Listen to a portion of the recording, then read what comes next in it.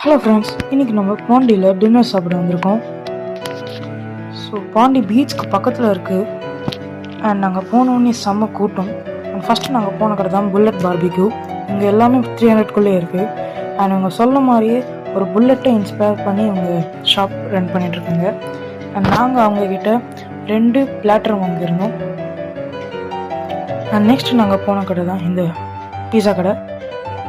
ஒரு chicken normal பீஸா வாங்கணும். Next இந்த 60 ருபீஸ் ஷவர்மா கடை போனோம். அங்கே அண்ணன் நம்மளுக்கு ஒரு ஷவர்மா ரெடி பண்ணி கொடுத்தாங்க.